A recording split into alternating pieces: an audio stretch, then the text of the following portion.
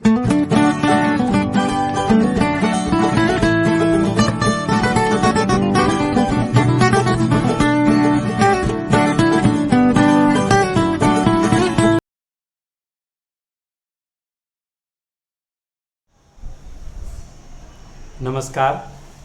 હું નિલેશ જાદવ બધા જ વિદ્યાર્થી ભાઈ બહેનોનું સ્વાગત કરું છું મારી YouTube channel NJ education of કોમર્સમાં।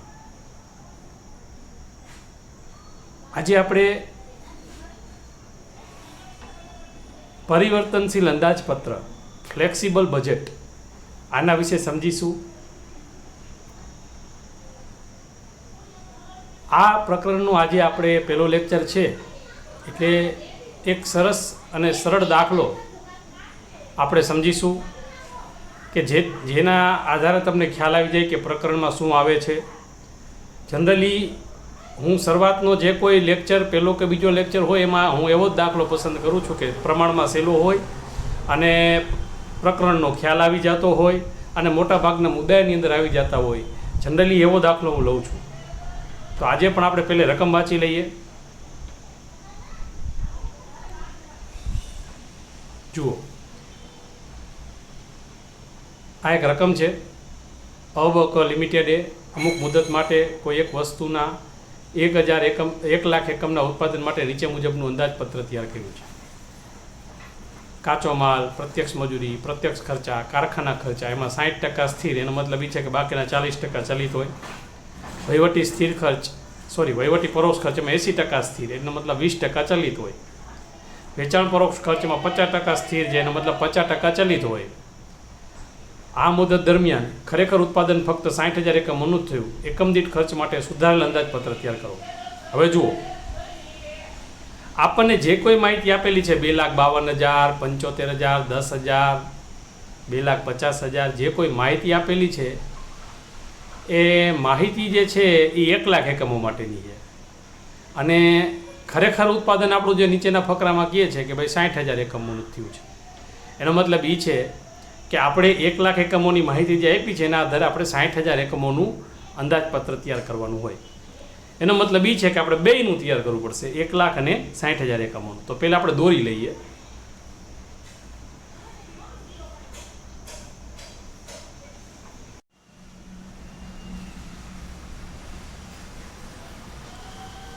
હવે આ રીતની આપણી જે દાખલાની રકમ છે એના આધારે આપણે જે પરિવર્તનશીલ અંદાજપત્ર દોરવાનું છે એ આ રીતે દોરાશે। વિગત 1 લાખ એકમોના 2 ખાના અને 60,000 એકમોના 2 ખાના।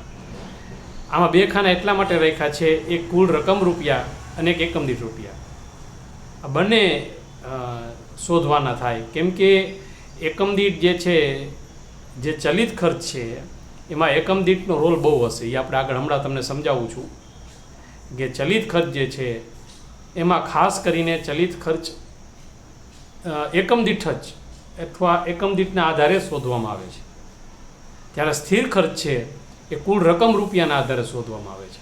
એ જનરલી એ મોટી વાત છે, એ હમણાં દાખલો આપણે તમે ગણાવો એટલે તમને આઈડિયા આવી જશે।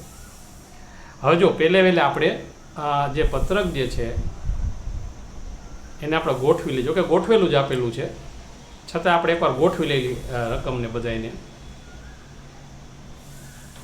વિગતને। હવે છેલ્લે આવશે વેચાણ પડતર। જો આપણને અહીંયા વેચાણ નથી આપ્યું, નકર નફો નુકસાન પણ શોધો। જનરલી આની અંદર આપણને ખાલી પડતર શોધવાનું કીધું છે। વેચાણ પડતર કયો કે કુલ પડતર કયો, બે એક જ થશે। હવે જો સર્વપ્રથમ માલ સામાન, મજૂરી અને પ્રત્યક્ષ ખર્ચા, આ ત્રણનો તમે સરળો કરો એટલે તમને પ્રાથમિક પડતર મળે। એ પ્રાથમિક પડતરમાં તમે કારખાના ખર્ચા ઉમેરો, સ્થિર ચલિત બે, એટલે તમને કારખાના પડતર મળે। એની અંદર તમે વહીવટી ખર્ચ ઉમેરો એટલે તમને ઉત્પાદન પડતર મળે, અને ઉત્પાદન પડતરમાં તમે વેચાણ વિતરણ ખર્ચ અથવા વેચાણ પરોક્ષ ખર્ચ તમે ઉમેરો એટલે તમને કુલ પડતર અથવા વેચાણ પડતર મળે। આ આખું ફોર્મેટ છે। એક આ પ્રકારના ફોર્મેટનો દાખલો આવશે અને એક આવશે ચલિત, અર્ધચલિત અને સ્થિર, આવા કુલ 3 જ પ્રકારના ખર્ચ આપેલા હોય એવા એક પત્રક આવશે। એ આપણે આગલા પ્રકરણમાં શીખીશું, આગલા લેક્ચરમાં શીખીશું। તો પહેલાં આપણે જે કાંઈ માલ સામાન છે, જે 1 લાખ એકમોના આધારે આપેલું છે, કાચો માલ, પ્રત્યક્ષ મજૂરી અને પ્રત્યક્ષ ખર્ચ, તો એ પહેલાં લખીએ। જુઓ, 2,52,000 છે કાચો માલ, એને ભાંગી આપણે 1 લાખ કરીએ, તમે તમારું કેલ્ક્યુલેટર સાથે રાખજો, લગભગ 2.52 એકમ દીઠ રૂપિયા આવે. પહેલાં મજૂરી 75 છે એટલે એનો મતલબ એને ભાંગી 1 લાખ કરીએ એટલે 0.75 અને 10,000 છે પ્રત્યક્ષ ખર્ચ એટલે 0.10. આમ કુલ પ્રાથમિક પડતર જે છે 3.37 રૂપિયા, અથવા એમ કહી શકાય કે 3,37,000 રૂપિયા કુલ. હવે આપણે 60,000 આના આધારે આપણે 60,000 એકમોનું અંદાજપત્ર તૈયાર કરવાનું છે. હવે જુઓ, યાદ રાખજો, પ્રત્યક્ષ માલ સામાન, પ્રત્યક્ષ મજૂરી અને પ્રત્યક્ષ ખર્ચા અથવા પ્રાથમિક પડતરમાં આવનારા લગભગ મોટા ભાગના ખર્ચા એ ચલિત જ હોય છે. અને ચલિત ખર્ચ છે એટલે ચલિત ખર્ચ જે રહ્યો એ એકમ દીઠ જ લેવાય. એટલે આપણે જોઈએ તો 2,52,000 1 લાખ રૂપિયા, 1 ભાંગી 1 લાખ કર્યા એટલે 2.52 આવ્યા. હવે એ જે 2.52 છે એ આપણે 60,000માં લખશું, એકમ દીઠમાં 2.52. હવે એને ગુણી આપણે 60,000 કરશું. આપણે 60,000 કરશું ને એટલે 60,000 ગુણ્યા 2.52, જો તમે જોઈ શકો છો 1,51,200 આવે. એ જ રીતે પ્રત્યક્ષ મજૂરી 0.75 છે તો પહેલાં એને એકમ દીઠમાં 0.75 લખી નાખશું. અને એકમ કેટલા છે તો કે 60,000 ગુણ્યા 0.75 કરો એટલે 45,000 આવે. એ જ રીતના 0.10 એ પ્રત્યક્ષ ખર્ચમાં છે તો ચલિતમાં 0.10 લખશું અને એને ભાંગ્યા એને ગુણ્યા 60,000 કરશો એટલે 6,000 આવે. આમ ઓવરઓલ તમે જોશો તો જો ચલિત ખર્ચ જે છે એ એકમ દીઠમાં કોઈ ફેરફાર નહીં થાય, 3.37 જ આવશે, પણ રૂપિયા જે છે એ 2,02,200 એનો ત્રણેયનો સરવાળો થશે. આ ચલિત ખર્ચ છે. હવે ચલિત અને સ્થિર બંને આવશે. તો કારખાના ખર્ચ 60% સ્થિર અને 40% ચલિત. 2,50,000ના તમે 60% કરો એટલે લગભગ 1,50,000 સ્થિર અને 1 લાખ ચલિત આવે.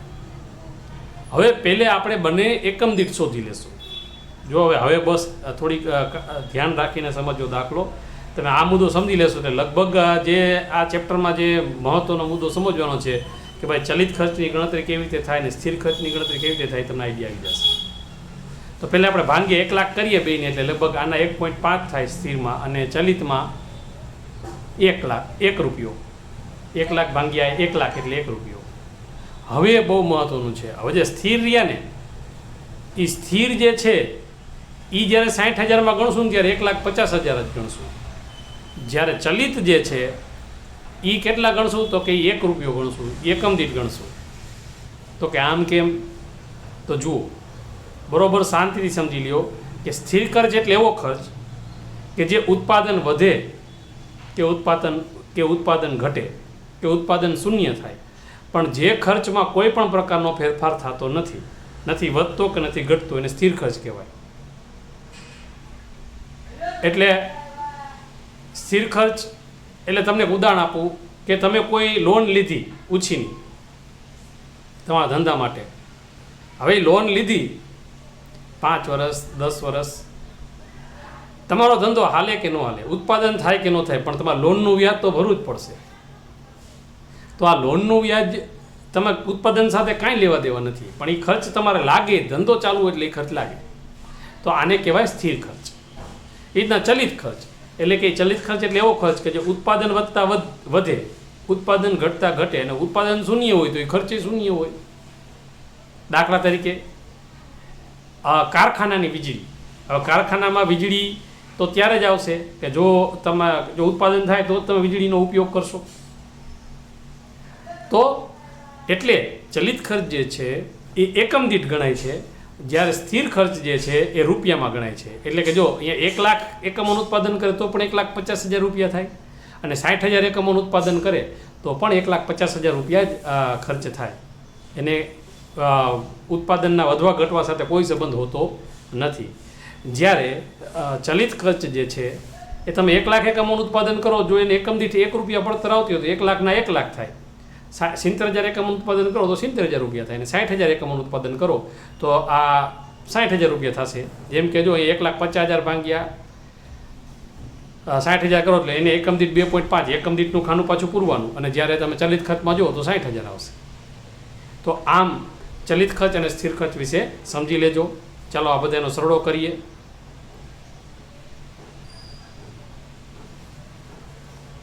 એટલે કારખાના પડતર એટલે કે જે 3,37,000 પ્રાથમિક પડતર આપણી છે એની અંદર 1.5 લાખ 1 લાખ આપણે ઉમેરી દઈએ એટલે 587 થાય. જ્યારે 2,02,260 60,000 એકમોમાં એમાં 150 ને 61 ઉમેરીએ એટલે 4,12,200 થાય. એટલે આમ આપણને કારખાના પડતર મળી જાય છે. એકમ દીઠ 5.87 1 લાખ એકમ હોય, જ્યારે 60,000 એકમ હોય 6.87. વહીવટી ખર્ચમાં પહેલાં આપણે એને ડિવાઈડ કરી દઈએ. 40,000 ને 80% સ્થિર અને 20% ચલિતમાં, તો 8 ચોક 32, 32,000 સ્થિર થાય ને 8,000 ચલિત થાય. બંનેનું એકમ દીઠ આપણે શોધી લઈએ એટલે 0.32 ને 0.08. હવે આ તો તમને ખ્યાલ આવી જ ગયો છે, ભાંગી 1 લાખ કરીએ એટલે. હવે આમાં પણ સેમ ટુ સેમ જે 32,000 સ્થિર છે એ એમનેમ જ રહેશે. 60,000 એકમનું ઉત્પાદન થશે તો પણ. અને જ્યારે ચલિત જે છે એ આપણે એકમ દીઠના ખાનામાં લખશું. પછી એ બંનેનો આપણે મેળ કરશું. અહીંયા પહેલે જે 32,000 છે એને ભાંગ્યા 60 કરશું એટલે એકમ દીઠ આવશે આપણે 0.53. થોડા પોઈન્ટમાં આવશે તમારે. એટલે તમારે પોઈન્ટમાં તો તમને ખ્યાલ છે જ કે ભાઈ 0.525 આવે અથવા 0.52 પછીનો આંકડો 5 અથવા 5થી વધુ હોય તો તે પણ લેવાય. અને જો 5 અથવા 5થી ઓછો હોય તો 0.52 લઈએ છીએ. અને આમ 0.08 છે એને ગુણ્યા આપણે 60,000 કરીએ એટલે છેલ્લે આપણે 4,800 રૂપિયા ચલિતમાં વહીવટી ખર્ચમાં મળે છે. સરળો કરી દઈએ. 6,27,000 ઉત્પાદન પડતર, આને ઓફિસ પડતર પણ કહેવાય, આને વહીવટી પડતર પણ કહેવાય. 4,49,000 રૂપિયા 60,000 એકમ હોય અને બંનેને એકમ દીઠ રૂપિયા અનુક્રમે 6.27 ને 7.48. હવે છેલ્લે વેચાણ ખર્ચ 50% સ્થિર ને 50% ચલિત. બંનેમાં 10,000 આવે અને બંનેને એકમ દીઠ એ સરખા જ આવશે. 1 લાખમાં તો સરખા જ આવશે, 0.10 0.10. હવે સેમ ટુ સેમ સ્થિર 10,000 છે તો એ આપણે સ્થિરમાં 10,000 રૂપિયા લખશું, ત્યારે ચલિતમાં 0.1 લખશું, એકમ દીઠ લખશું. એટલે કંઈક આવી રીતે આવે. સ્થિરમાં એકમ દીઠ 60,000 એકમોમાં 0.17 આવે, ત્યારે રૂપિયામાં ચલિતની અંદર 6,000 આવશે. અને છેલ્લે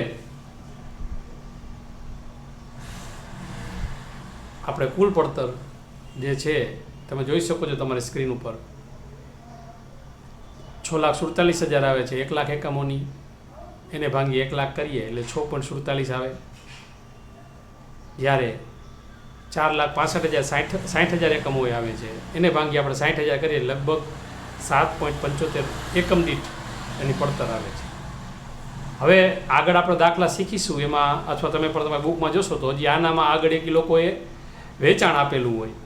જો વેચાણ આપ્યું હોય તો સ્વાભાવિક છે નફો કે નુકસાન આપણે શોધી શકીએ. તો નીચે હજી 2 ખાના વધી જાય. તો જનરલી આ પહેલો દાખલો હતો જેમાં મુખ્ય મુદ્દો આપણે સ્થિર ખર્ચ અને ચલિત ખર્ચની ગણતરી કેમ કરવી, અને એક ખ્યાલ આવે કે પડતર પત્રકનો આદર્શ નમૂનો કેવો હોય, તો એ મુખ્ય બાબતો તમને શીખી શકો એના માટે આ દાખલો લીધેલો હતો. તો હું આશા રાખું છું કે તમને લગભગ દાખલો સમજાઈ ગયો હશે. છતાં પણ કોઈ પણ પ્રકારનો પ્રશ્ન હોય, તમારે કાંઈ પૂછવું હોય, કાંઈ સલાહ હોય, સૂચન હોય તો નીચે કોમેન્ટ બોક્સમાં અવશ્ય તમે એ લખી શકો છો.